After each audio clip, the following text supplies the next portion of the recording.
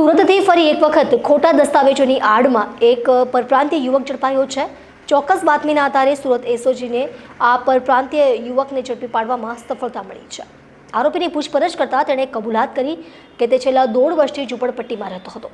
સૂત્રો પાસેથી મળતી માહિતી અનુસાર એસઓજીને બાતમી મળી હતી કે લાલગેટ પાલિયા ગ્રાઉન્ડ ઝૂંપડપટ્ટીમાં રહેતો યુસુફ સરદાર નામનો એક બાંગ્લાદેશી યુવક ખોટા નામ સાથે ભારતીય નાગરિક હોવાનો ખોટો દાવો કરી રહ્યો છે।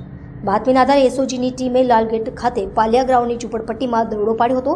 ત્યારે હતા યુસુફ સરદાર, ઉંમર વર્ષ 27, જે મૂળ બાંગ્લાદેશના નરાઇલ જિલ્લાના વિષ્ણુપુર ગામનો રહેવાસી છે।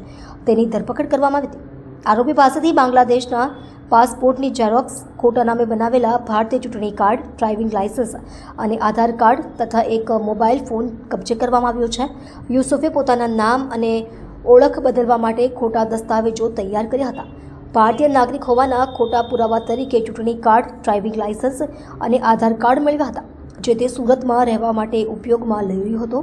એસઓજીની ટીમ આ કેસની વધુ તપાસ કરી રહી છે અને સુરતમાં રહેલા અન્ય બાંગ્લાદેશી નાગરિકોને કે જે ગેરકાયદેસર રીતે અહીં રહે છે તેમનો પત્તો લગાવી રહી છે। આ અભિયાન સુરત શહેરમાંથી ગેરકાયદેસર પ્રવૃત્તિઓ પર રોક લગાવવાના ઉદ્દેશ્યથી હાથ ધરાયું છે।